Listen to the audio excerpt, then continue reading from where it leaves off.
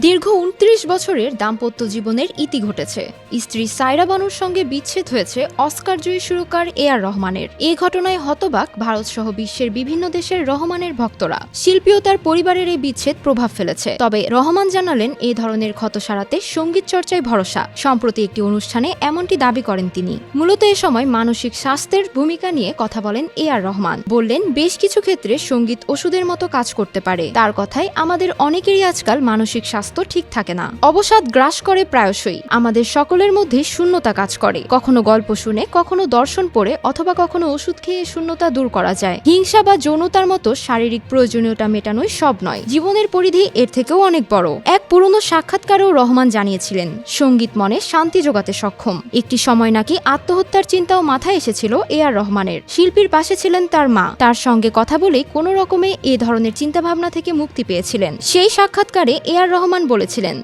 অন্যের জন্য বাঁচলে আত্মহত্যার মতো ভাবনা মাথায় আসে না। আমার মায়ের থেকে পাওয়া সেরা পরামর্শ এটাই। অন্যের জন্য বাঁচার অর্থ আপনি স্বার্থপর নন, তার মানে আপনার জীবনেরও অর্থ রয়েছে। এই পরামর্শকে আমি খুবই গুরুত্ব দিয়েছিলাম। শিল্পীর স্ত্রী সায়রা বানুর আইনজীবী বিচ্ছেদের খবর প্রকাশ্যে আনেন দিন কয়েক আগে। দাম্পত্যে তিক্ততার জন্যই নাকি এই সিদ্ধান্ত নিয়েছেন তারা। পরে বিচ্ছেদের খবর প্রকাশ্যে আসতেই অনুরাগীদের মাঝে বিস্তর আলোচনা। কেন ভেঙে গেল তাদের সম্পর্ক?